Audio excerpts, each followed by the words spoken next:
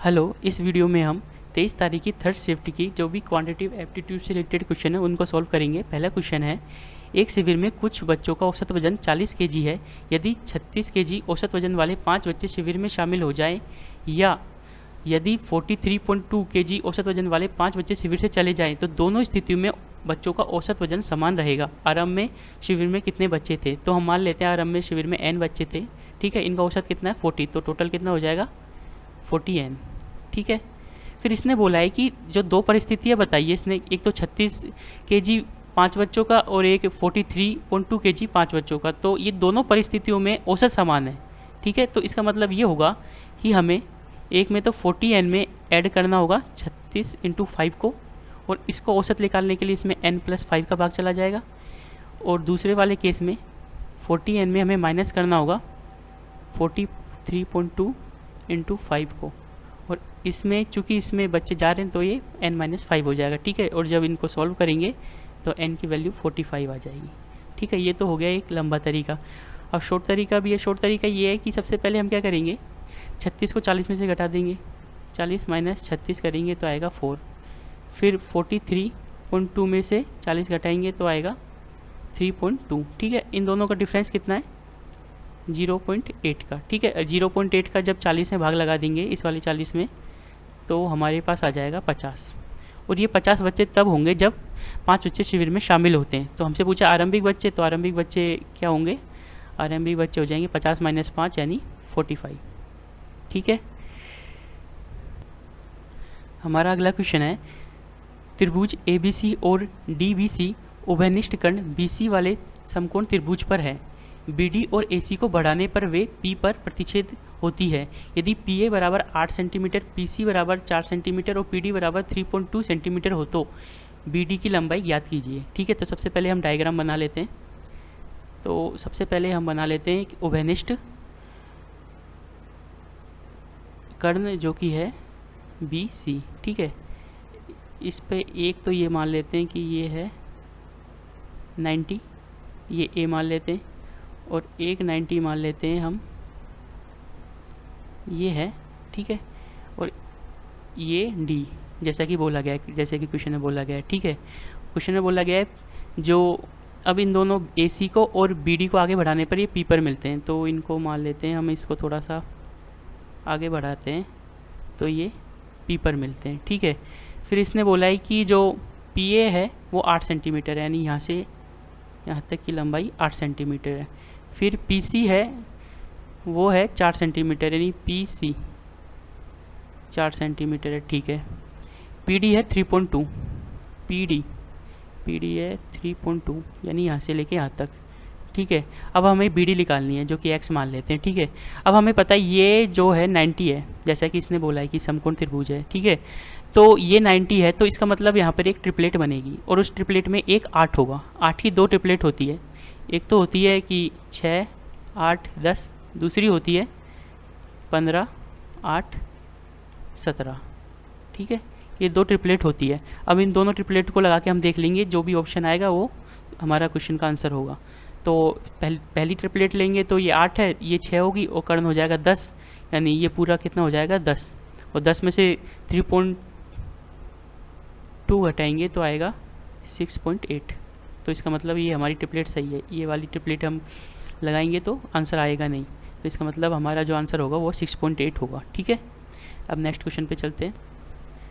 इस क्वेश्चन में हमें टोटल 128 छात्र दिए गए हैं। ठीक है, और हमसे बोला गया है कि कितने प्रतिशत छात्रों को 60 से कम अंक प्राप्त हुए। ठीक है, तो 60 से कम कितना है, 60 यहाँ पर है, तो 60 से कम होगा 30 + 28 + 14 + 8, तो टोटल आएगा 80।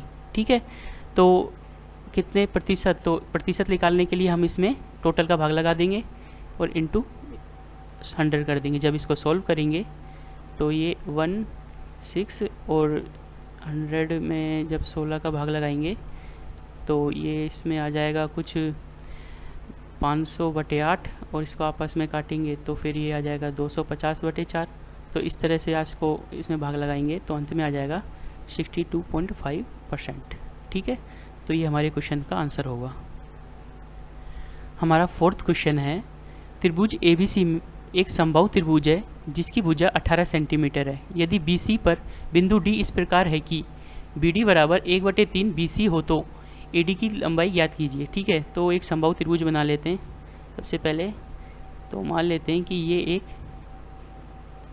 समबाहु त्रिभुज है। ठीक है, ये A है, ये B है और ये C है। इनकी तीनों भुजाएं कितनी है? 18, 18 और 18। ठीक है, फिर इसने बोला है कि BC पर एक बिंदु D है, तो ये मान लेते हैं ये बिंदु D है। ठीक है, जो BD है, यानी पहले इसको इससे मिला देते हैं। ठीक है, जो BD है वो BC की 1/3 है, तो इसका मतलब ये 1 है तो ये पूरी 3 होगी। ठीक है, तो ये हो जाएगी 2, 1 और 2 3 हो गया ना। तो इसका मतलब अब इनको 1/2 को 18 में विभाजित कर लेते हैं, तो आएगा इधर 6 और इधर आ जाएगा 12। तो इसका मतलब ये तो होगी 6 और ये होगी 12। और हमें क्या निकालना है? हमें निकालना है AD। ठीक है, तो AD निकालने के लिए क्या करेंगे? सबसे पहले हम एक इधर लंब डालते हैं इसे, जो लंब माध्यिक समबाहु त्रिभुज में क्या है, लंब माध्यिका सब एक ही होते हैं। ठीक है, तो ये हो जाएगा 90। ठीक है, लंब है तो 90 हो ही जाएगा। ये हमें निकालनी है, तो इसको मान लेते हैं हम x। ठीक है, जो लंब होता है किसी भी समबाहु त्रिभुज का वो क्या होता है? भुजा का √3/2। तो इसको करेंगे तो आएगा ये 9√3। ठीक है, तो ये वाली भुजा आ गई 9√3 और इस वाली भुजा को निकाल लेते हैं। तो ये कैसे आएगी? हमें पता है कि ये मिड पॉइंट पे आएगा क्योंकि माध्यिका और लंब एक ही होते हैं, तो मिड पॉइंट पर आएगा। तो ये हो जाएगा यहाँ से लेके ये 9 और ये कितना है यहाँ से लेके 12, तो ये हो जाएगा 3। ठीक है, तो 3 का स्क्वायर प्लस 9√3 का स्क्वायर का रूट करेंगे तो हमारे पास आएगा 9 प्लस 81 इंटू 3, 3 एकम 3 24, यानी आ जाएगा ये 252 सॉरी, √252। और जब इसको सॉल्व करेंगे तो आ जाएगा 6√7। ठीक है, अब नेक्स्ट क्वेश्चन पे चलते हैं। 5वां क्वेश्चन है, यदि sin alpha plus sin beta equals to cos alpha plus cos beta बराबर 1 है तो sin alpha plus cos alpha निकालना है। ठीक है, तो इसमें कुछ नहीं है, एक 90 ले लो और एक 0 डिग्री ले लो, कोई सा भी, ये 0 डिग्री ले लो, ये 90 डिग्री ले लो। तो दोनों केस में इन दोनों का जो वैल्यू है वो 1 आएगी। और जब यहाँ पर अपन 90 रखेंगे तो ये 1 हो जाएगी और ये 0 हो जाएगी। अगर इधर दोनों में 0 0 रखेंगे तो ये 0 और ये 1 हो जाएगी। तो दोनों केस में जो वैल्यू आएगी वो 1 आएगी। अब नेक्स्ट क्वेश्चन पे चलते हैं। 6 क्वेश्चन को करने के लिए हम क्या करेंगे? सबसे पहले जो x की वैल्यू है वो रखेंगे 1 और y की वैल्यू रखेंगे 1। दोनों को जब 1 1 रखेंगे तो हमारे पास आएगा, ये हो जाएगा 1 3 3 के बाद 27, ये 1 1 रखेंगे तो ये -1, 27 -1 का क्यूब 1 + 1 हो जाएगा, 27 और 1 28 और 1 4 हो जाएगा। यानी जो आएगा वो आएगा 1 + b + c = 7 आ जाएगा। ठीक है, अब क्या करेंगे? x बराबर 1 रखेंगे और y बराबर 0 रखेंगे नेक्स्ट टाइम पे। ठीक है, तो y बराबर 0 x बराबर 1 रखेंगे तो इधर कितना आ जाएगा? इधर 2 का क्यूब 8, 8 में से 1 गया तो 7 और ये 0 ये 1 हो गया, तो a बराबर, ये दोनों 0 हो ही जाएंगे। ठीक है, तो a बराबर आ जाएगा 7। ठीक है, अब आगे क्या करेंगे? x बराबर 0 और y बराबर 1 रखेंगे। ठीक है, अब इसको पुट कर देते हैं। अब इनको पुट करेंगे तो ये 0 हो जाएगा, ये 0 हो जाएगा। ठीक है, और यहाँ पर आ जाएगा 3 और यहाँ पर आ जाएगा पूरे पर 9, 9/3 यानी 3 आ जाएगा। यानी जो b की वैल्यू है वो आ जाएगी 3। ठीक है, अब हम इन तीनों इक्वेशन से c की वैल्यू निकाल लेंगे। c की वैल्यू निकाल लेते हैं, 7 + 3 + c बराबर 7, तो यानी c बराबर हो जाएगा -3। ठीक है, और हमें क्या निकालना है? हमें निकालना है a + 2b + c। ठीक है, a कितनी है? 7, b कितनी है? 3 दूनी 6 हो जाएगा और c ये नेगेटिव है तो इधर हो जाएगा -3, तो ये आ जाएगा 10। ठीक है, अब नेक्स्ट क्वेश्चन पे चलते हैं। क्वेश्चन 7 में क्या करना है कि हमें इसको कोसेक, सेक को भी कोसेक में बदल लेंगे। ठीक है, तो सेक को कोसेक में बदलने के लिए क्या करेंगे कि इस पूरे को यानी 30 - 9 a को 90 में से घटा देंगे तो 90 - 30 + a हो जाएगा और ये आ जाएगा 60 + a। ठीक है, ये हो जाएगा कोसेक और ये नेगेटिव है ही है, तो ये वाली वैल्यू इस वाली वैल्यू से कट जाएगी। और हमें पता है कि सेक 41 और कोसेक 41 दोनों बराबर होते हैं, तो ये आ जाएगा इसका आंसर 1। 8वां क्वेश्चन है 2015 में संस्थान ए, बी और डी में वीसी के लिए नामांकित छात्रों की कुल संख्या 2018 में संस्थान सी और ई में नामांकित छात्रों की कुल संख्या से कितने प्रतिशत अधिक है। ठीक है, तो सबसे पहले हम 2015 लेते हैं, ये रहा 2015, इसमें लेते हैं ए, बी और डी। ठीक है, इन तीनों को आपस में सम कर लेते हैं तो क्या आएगा, यहाँ आ जाएगा 0, ये आ जाएगा 3 और 3 6 और 2 8 और 1 9 और ये आ जाएगा 390। ठीक है, और 2018 में लेना है सी और ई, तो 18 में सी और ई लेंगे, दोनों को आपस में जोड़ेंगे तो आ जाएगा 280। ठीक है, तो इससे कितने प्रतिशत अधिक है, तो 280 नीचे आ जाएगा, ऊपर आ जाएगा 390 माइनस 280 इंटू 100। जब इसको सॉल्व करेंगे तो आ जाएगा 39.3%। ठीक है, नेक्स्ट क्वेश्चन पे चलते हैं।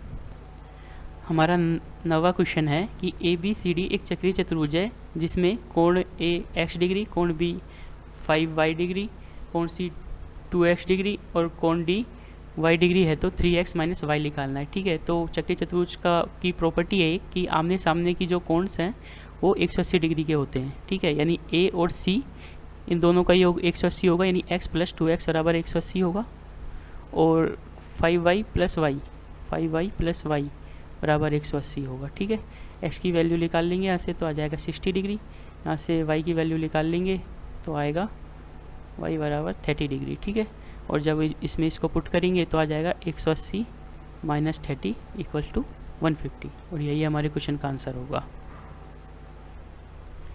10वां क्वेश्चन है त्रिभुज ABC में कोण A का समद्विभाजक भुजा BC से बिंदु D पर मिलता है। यदि AB बराबर 12 सेंटीमीटर, AC बराबर 15 सेंटीमीटर और BC बराबर 18 सेंटीमीटर है तो DC की लंबाई याद कीजिए। ठीक है, तो ये हमारा एक त्रिभुज है, ये A मान लेते हैं, ये B और ये C मान लेते हैं। ठीक है, और इस पर एक संधिभाजक है कोण A का, ये एक संधिभाजक है, और AB दे रखी है 12 और AC दे रखी है 15। ठीक है, अब हमें पता होना चाहिए कि जो संधिभाजक होता है उसकी जो मान लीजिए D है। ठीक है, तो BD और DC की जो भुजाओं का अनुपात होगा वो AB और AC की भुजाओं के अनुपात के बराबर होगा। इसका मतलब AB बटे AC इक्वल्स टू होगा BD बटे DC। ठीक है, इसी प्रॉपर्टी का यूज करते हुए हम इस क्वेश्चन को करेंगे। तो हमें क्या निकालना है, DC, इसको x मान लेते हैं, ये पूरा हमें दिया गया है 18, तो ये हो जाएगा 18 माइनस x। ठीक है, तो 12 बटे 15 बराबर 18 माइनस x अपॉन x। ठीक है, इसको जब सॉल्व करेंगे ये 3 से कट जाएगा, 3 पंजो 15, 4x हो जाएगा, 18 पंजो 90 माइनस 5x, यानी x बराबर आ जाएगा 10। ठीक है, तो जो हमारा क्वेश्चन है उसका आंसर होगा 10 सेंटीमीटर। 11वां क्वेश्चन है 48 किलोमीटर पर आवर की चाल से चलती रेलगाड़ी उसी दिशा में 12 किलोमीटर पर आवर की चाल से चलते व्यक्ति को 18 सेकंड में पार करती है और विपरीत दिशा में चलती महिला को 12 सेकंड में पार करती है। महिला की चाल याद कीजिए।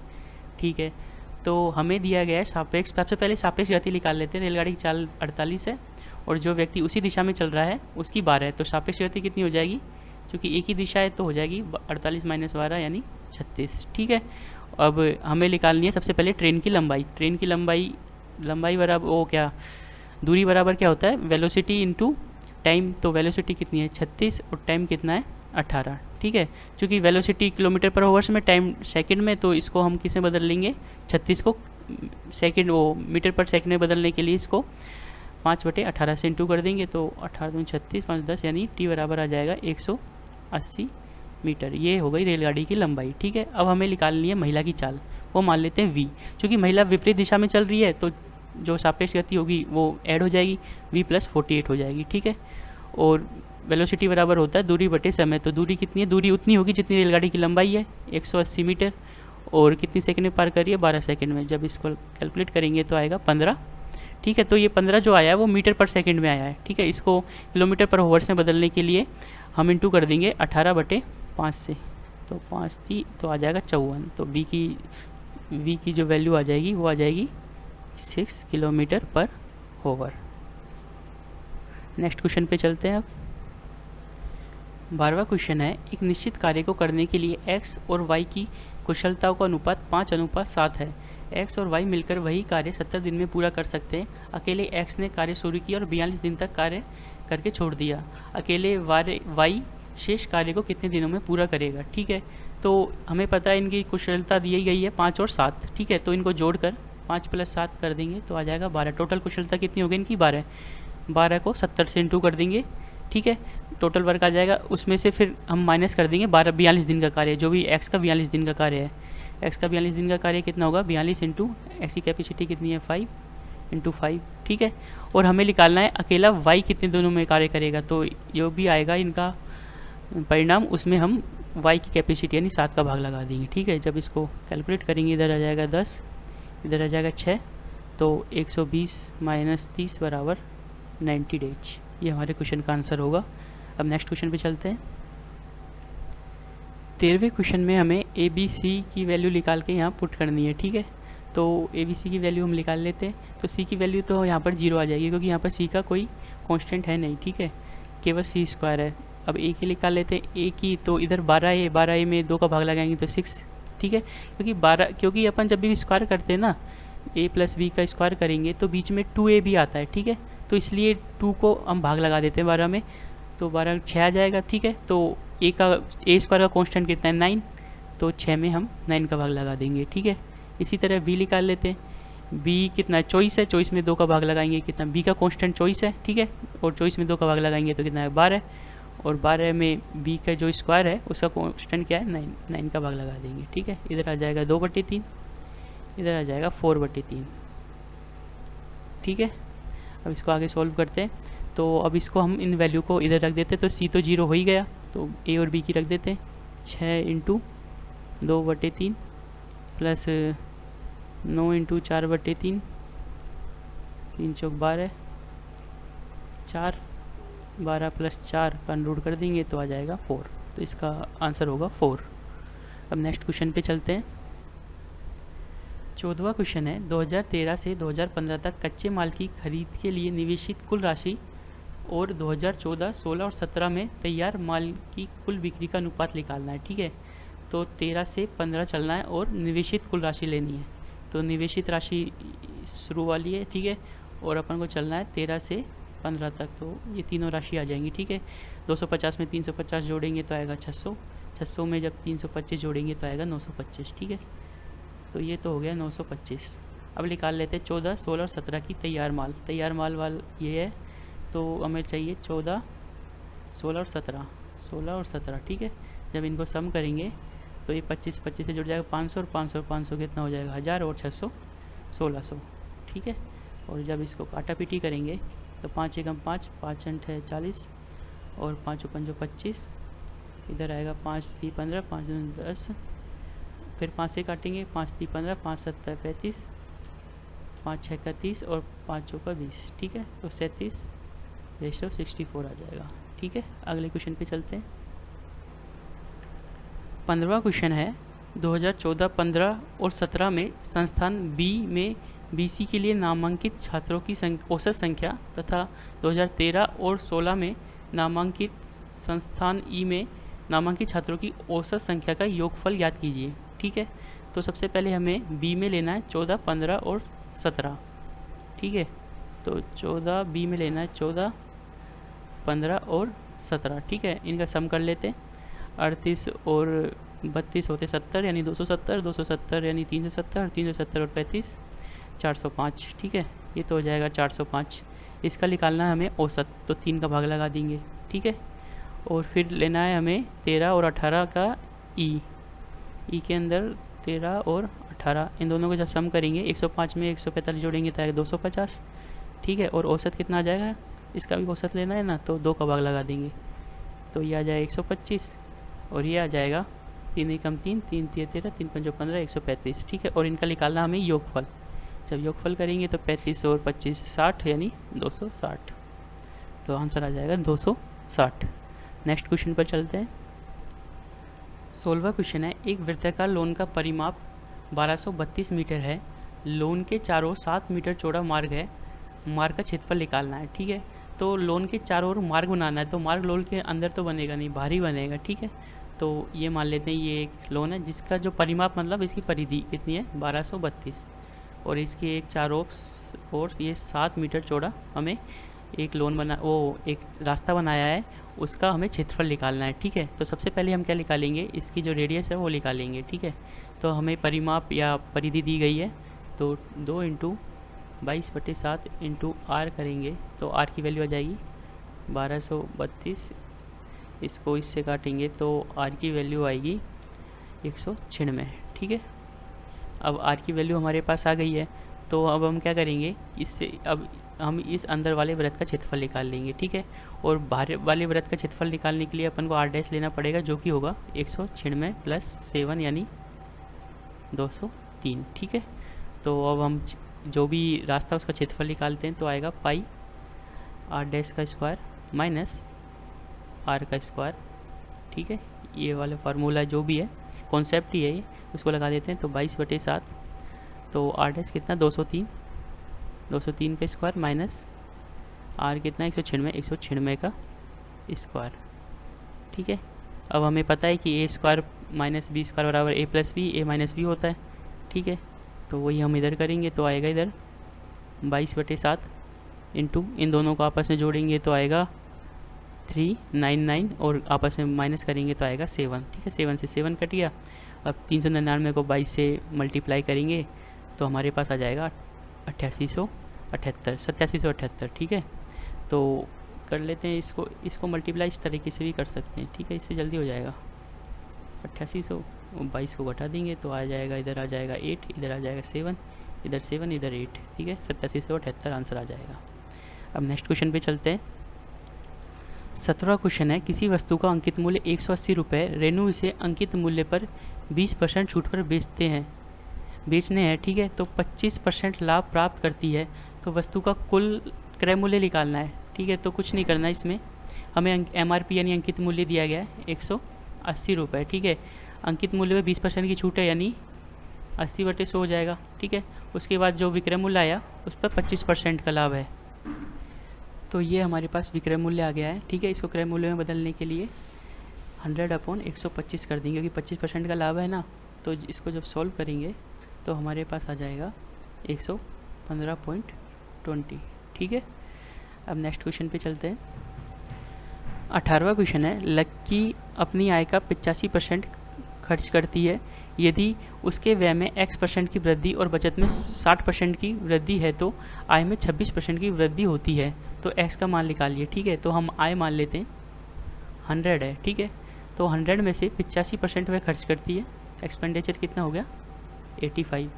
ठीक है, फिर जो सेविंग होगी वो कितनी होगी 15 की। ठीक है, फिर ये बोल रहा है कि 60% वृद्धि होती है बचत में, तो सेविंग में 60% की बचत होती है, तो 15 का 60% कितना होगा 9, तो 9 की वृद्धि हो गई। ठीक है, और आय में 26% की वृद्धि होगी, तो 100 का 26 कितना होगा 26% की वृद्धि होगी। तो हमें एक्स निकालना है, एक्स क्या है व्यय में वृद्धि, तो इन दोनों का जो डिफरेंस है वो व्यय में वृद्धि के बराबर होगा। तो डिफरेंस कितना है, इनका डिफरेंस आएगा 9 गया तो 3 गया तो 17 आएगा। ठीक है, तो यहाँ पर होगा 17/85 इंटू 100, 17×5 = 85, तो 20% आ जाएगा आंसर। ठीक है, अब नेक्स्ट क्वेश्चन पे चलते हैं। ये वाला क्वेश्चन हमारा सिंप्लीफिकेशन से रिलेटेड है, तो इसमें क्या करेंगे, सबसे पहले 54 लिखते हैं। ठीक है, ऑफ साथ में ही आएगा तो हो जाएगा 16 इंटू 3 मल्टीप्लाई ये वाला इधर आ जाएगा। ठीक है, फिर 12 आ जाएगा, 12 में ऑफ आ गया तो ये पूरा एक साथ आएगा, तो 16 6 18 और 11 - 2 यानी 9, तो यहाँ पर आ जाएगा 9 से करेंगे 3 से 2 आ जाएगा, तो 2 इंटू 8 आ जाएगा, तो यानी हो जाएगा 12/8। ठीक है, आगे भाग आएगा, भाग यानी नीचे हो जाएगा, ये मल्टीप्लाई में नीचे चला जाएगा नीचे चला जाएगा तो ये 8 आ जाएगा, 8 यानी 12 इंटू 2 ऊपर आ जाएगा 8। ठीक है, तो ये हो जाएगा 4 3 3 चौक 12 2, इसे करेंगे 27, 3 नाम 27, तो आ जाएगा 9/16। ठीक है, जो ऑप्शन 3 है। अब नेक्स्ट क्वेश्चन पे चलते हैं। हमारा जो 20वां क्वेश्चन है उसमें x + y + z तो है 2, और इनका जो क्यूब है माइनस 3xy है वो है 74, ठीक है। और इनका स्क्वायर का जो सम है वो हमें निकालना है, ठीक है। तो एक फार्मूला हमें पता होना चाहिए कि x की पावर 3 प्लस y की पावर 3 प्लस z की power 3 minus 3xy equals to x plus Y plus z equals to 3x square plus Y square plus z square minus x plus Y plus z का whole square upon 2, ठीक है। ये वाले फार्मूले को हम लगा देंगे। तो x y z इसकी वैल्यू दी गई है 2, ठीक है। इसकी वैल्यू हमें निकालनी है, इसको a मान लेते हैं, ठीक है। इस पूरी को a मान लेते हैं तो ये 3a हो जाएगा minus x plus Y plus Z का स्क्वायर यानी 4 हो जाएगा अपॉन 2, ठीक है। 2 से 2 कट गया और ये पूरा कितना है 74। तो ये किसके बराबर हो जाएगा 74 के। तो 4 हो जाएगा 78, तो a बराबर हो जाएगा 78/3, ठीक है। तो a बराबर हो जाएगा 26, ठीक है। नेक्स्ट क्वेश्चन पे चलते हैं। 21वां क्वेश्चन है, एक व्यक्ति ने 10% वार्षिक चक्रवृद्धि ब्याज पर 30,800 रुपये की राशि 3 वर्ष के लिए उधार ली, जिसमें ब्याज वार्षिक रूप से चक्रवृद्धि होता है। दूसरे वर्ष के अंत में उसने 13,268 रुपये की राशि भुगतान किया। तीसरे वर्ष के अंत में उसने ऋण चुकाने के लिए x का भुगतान किया। x का मान ज्ञात करें, ठीक है। तो इस क्वेश्चन में क्या है कि एक राशि है, एक प्रिंसिपल है 30,800, ठीक है। और ब्याज कितना है 10%। तो 2 साल बाद ब्याज की टोटल राशि कितनी हो जाएगी, मिश्रित धन कितना हो जाएगा इंटू 110/100 इंटू 110/100, ठीक है। और 2 साल बाद उसने क्या किया 13,268 रुपये चुका दिए माइनस 13,268, ठीक है। अब फिर अगले जो तीसरा साल है फिर ब्याज लगेगा 10% से, तो फिर इसको 110/100 कर देते हैं, ठीक है।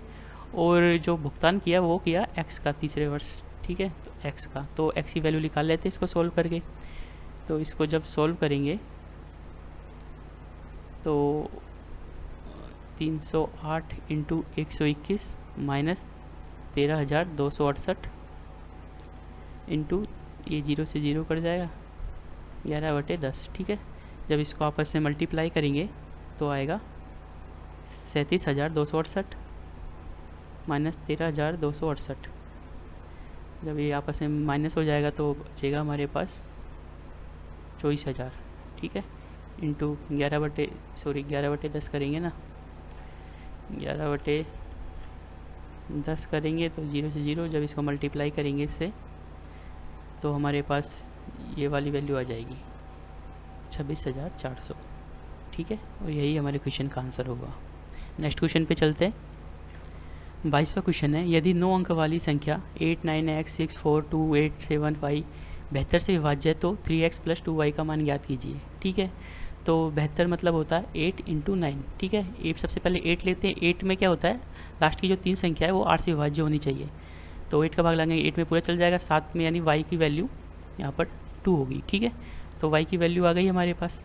अब 9 का क्या होता है कि इन सब का जो सम है उसमें 9 का भाग जाना चाहिए, ठीक है। तो इन सब का सम निकाल लेते हैं। तो 7 और 2 9 में तो पूरा चल जाएगा, ये कट जाएगा, ठीक है। 8 और 10 1 चल 1 बचेगा, 10 1 बचेगा इधर, ठीक है। तो 2 हो गए, तो इधर जोड़ेंगे 1 यानी 10 हो गया, ये हो गया 9 यानी इसका मतलब 1 आ गया, ठीक है। तो x बराबर आ जाएगा 8, ठीक है। क्योंकि x बराबर क्या आ गया था, x प्लस 8 हमारे पास आ गया था x प्लस 1, ठीक है। अब इसको हमें 9 करना है तो x को हमें क्या रखना होगा 8 रखना होगा, ठीक है।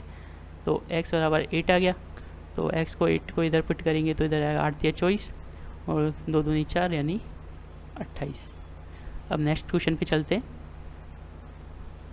23वां क्वेश्चन है, एक विक्रेता ने 1800 के कुछ खिलौने खरीदे। उसने इनमें से 40% खिलौनों को 15% हानि पर बेचा और शेष में से 33.1/3% खिलौनों को 20% लाभ पर बेचा। कुल मिलाकर 10% लाभ प्राप्त करने के लिए उसने शेष खिलौनों को कितने % लाभ पर बेचा, ये हमें ज्ञात करना है, ठीक है। तो इस क्वेश्चन में हमें क्या करना होगा कि सबसे पहले हम चाहे तो 1800 को भी ले सकते हैं, या 1800 की जगह अगर आप 300 भी लोगे ना तो भी कम हो जाएगा, क्योंकि इससे ज़्यादा कोई फ़र्क पड़ेगा नहीं इस वाली राशि से। तो 1800 ही ले लेते हैं अपन, तो जल्दी ज़्यादा दिमाग क्या लगाना, ठीक है। तो 1800 का 40% कितना होगा, 1800 का 40% 1872 यानी 720 खिलौने बेचे 15% हानि पर यानी इंटू 15, ये माइनस हो जाएगा क्योंकि हानि हो रही है ना, ठीक है। फिर आगे जो शेष खिलौने बचे, शेष कितने बचे, 720 गया तो इस 1080 बचे, ठीक है। शेष खिलौने का 1/3 उसने 20% लाभ पे बेचा, 1080 का 1/3 होगा 360, ठीक है। उसने 20% लाभ पर इंटू 20 कर देंगे, चूँकि लाभ है तो प्लस हो जाएगा, ठीक है। उसके बाद जो बचे कुछ खिलौने उसने मान लेते X% प्रॉफिट पर बेचे, ठीक है। लाभ जो भी है, हानि प्रॉफिट, इसने बोल दिया लाभ है तो लाभ ही होगा शायद, ठीक है। तो बचे कुछ खिलौने कितने हैं, बचे कुछ हैं 720, ठीक है। 720 यानी जब 360 घटा देंगे 1080 में से तो 720 ही आएगा, ठीक है। तो उनको X% प्रॉफिट पर बेचा और इनका जो टोटल 10% का लाभ हुआ तो 1800 का 10% कितना होगा, 180।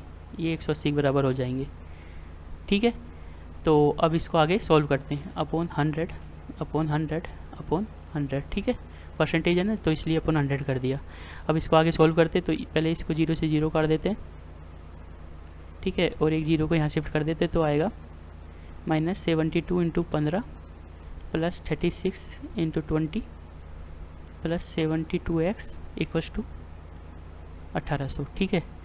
अब इसको आपस में मल्टीप्लाई कर 15 दूना 30 की 3 105 यानी 108, ये तो नेगेटिव हो गया, प्लस में आएगा 720 प्लस 72x इक्वल्स टू 1800, ठीक है।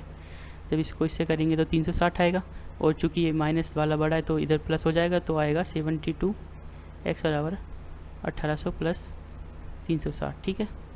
यानी x बराबर आ जाएगा, इसमें जोड़ेंगे तो आएगा 2160, इसमें भाग लगा देंगे 72 का तो आ जाएगा हमारे पास 30%, ठीक है। तो यही हमारे क्वेश्चन का आंसर होगा। अब नेक्स्ट क्वेश्चन पे चलते हैं। जो 24वां क्वेश्चन है वो भी इजी है, उसमें कुछ नहीं करना। इन दोनों को आप सॉल्व करेंगे तो ऊपर आ जाएगा साइन थीटा कर जाएगा, ऊपर आ जाएगा 2, नीचे आ जाएगा 1 माइनस कोस स्क्वायर थीटा, और वो होता है 1 माइनस साइन स्क्वायर थीटा, वो कोस स्क्वायर थीटा के बराबर हो जाएगा, ठीक है। बराबर 4 सेक थीटा, ठीक है।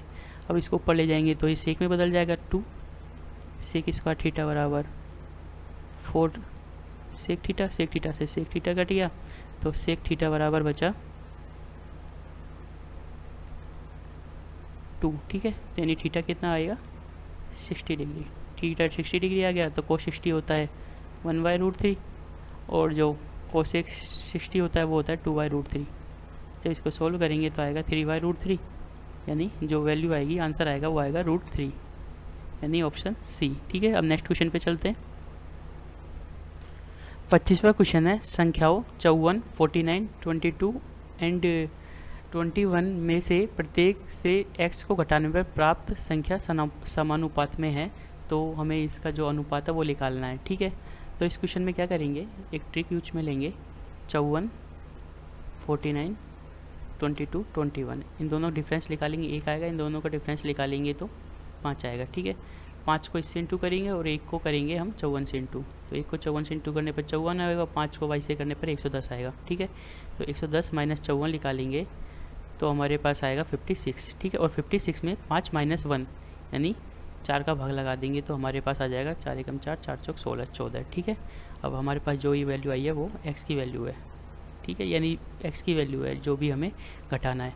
अब उसको रख देते हैं। 14 अंठे कितना होता है 112, 112 माइनस 25 और अनुपात निकालना है हमें 98 माइनस 26 का, ठीक है। जब करेंगे तो इधर आएगा 87 और यहाँ पर आएगा 72, इसको 3 से काटेंगे 29, इधर आएगा 24, ठीक है। तो यही हमारे क्वेश्चन का आंसर होगा। Thank you.